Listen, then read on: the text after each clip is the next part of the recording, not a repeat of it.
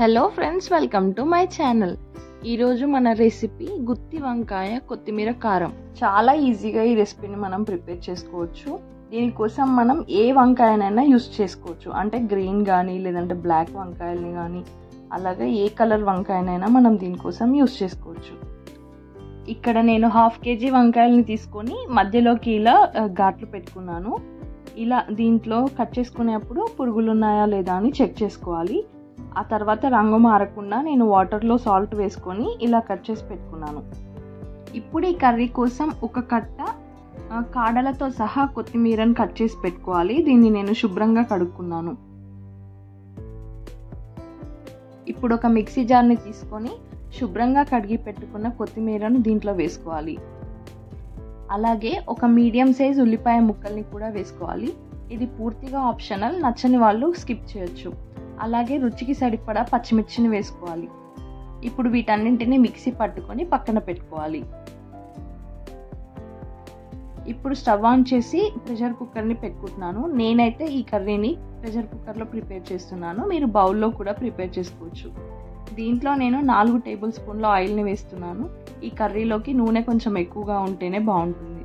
దీంట్లో కొద్దిగా సాజీరాను వేసుకొని అది చిటపటలాడిన తర్వాత ముందుగా కడిగి పెట్టుకున్న ఈ వంకాయలన్నింటినీ నీళ్లు లేకుండా దీంట్లో వేసుకుంటున్నాను. ఇదే కర్రీని మనం ప్రెషర్ కుక్కర్లో కాకుండా నార్మల్ బౌల్లో కూడా ప్రిపేర్ చేసుకోవచ్చు.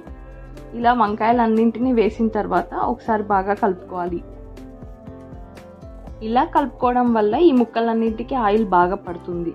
ఇప్పుడు మనం రుచికి సరిపడా ఉప్పును వేసుకోవాలి. ఈ కర్రీలో పచ్చిమిర్చి అండ్ సాల్ట్ని మీ రుచికి తగ్గట్టుగా వేసుకోండి. నేను 10 పచ్చిమిరపకాయలను వేసుకున్నాను.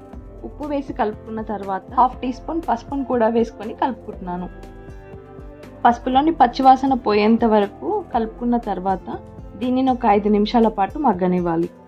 ఆ తర్వాత ముందుగా కట్ చేసి పెట్టుకున్న 2 మీడియం సైజ్ టొమాటోస్ని చిన్న చిన్న ముక్కలుగా చేసుకొని దానిని ఇందులో వేసుకొని కలుపుకోవాలి.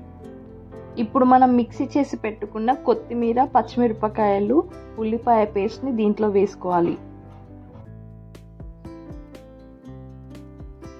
ఆల్రెడీ 20% ఈ వంకాయలు ఉడికిపోయి ఉంటాయి కాబట్టి ఈ గ్రేవీని అంతా ముక్కలు విరగకుండా నిదానంగా కలుపుకోవాలి.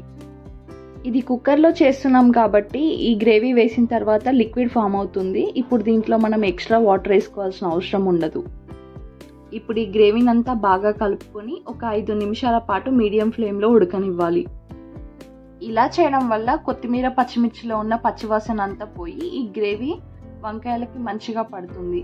ఒక 5 మినిట్స్ తర్వాత ఇలా ఒకసారి కలుపుకొని ఇప్పుడు వంకాయలు ఉడకడం కోసం మనం కుక్కర్ మూతను పెట్టుకొని ఒక విజిల్ రానివ్వాలి. నేను తీసుకున్న వంకాయలు లేతగా ఉన్నాయి కాబట్టి నేను 1 విజిల్ పెట్టుకుంటున్నాను. మీరు మీ వంకాయలను బట్టి 2 విజిల్స్ కూడా పెట్టుకోవచ్చు. కానీ ఎక్కువగా ఉడికితే ఇది మొత్తం మెత్తగా పేస్ట్గా అయిపోతుంది కాబట్టి చూసుకొని వండుకోవాలి. 1 విజిల్ అయిపోయిన తర్వాత విజిల్ అంతా పోయినాక ఓపెన్ చేసి చూస్తే ఇది పర్ఫెక్ట్గా ఉడికిపోయి ఉంది.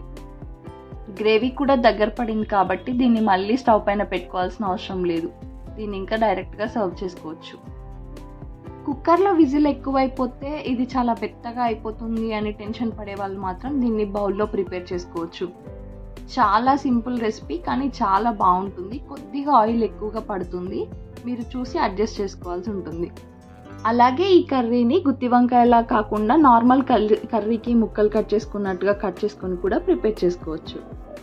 ఈ రెసిపీ మీకు నచ్చితే మీరు ఒకసారి ట్రై చేయండి. అలాగే నా ఛానల్ని లైక్, షేర్ అండ్ సబ్స్క్రైబ్ చేయండి. Thanks for watching.